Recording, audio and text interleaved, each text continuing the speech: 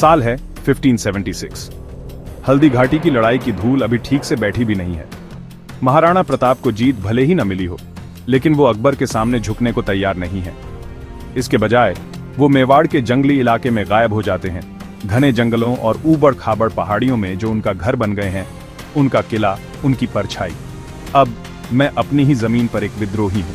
मुगल झंडे घाटियों में फहराते हैं, लेकिन यहां ऊपर पहाड़ियों पर मेरा राज है।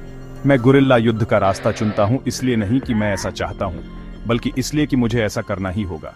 भील योद्धाओं को अपने साथ लेकर, ऐसे लोग जो हर पत्थर और झरने को जानते हैं, मैं रात में एक भूत बन जाता हूं।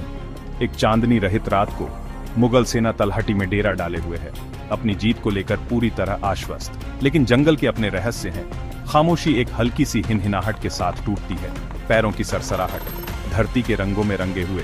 हम चलते हैं तेजी से, खामोशी से, जानलेवा तरीके से। हम उनकी सप्लाई लाइनों पर हमला करते हैं, उनके अन्न भंडारों में आग लगा देते हैं और उनकी हैरान आंखों के सामने गायब हो जाते हैं।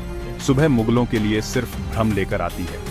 उनके तबाह हुए कैंप से धुआं उठ रहा है, उनके घोड़े गायब हैं, सैनिक तितर बितर हो गए हैं, खाने का सामान राख में बदल गया है। लेकिन सबसे ऊपर एक संदेश साफ साफ सुनाई देता है, मैं अभी भी इन पहाड़ियों पर राज करता हूं।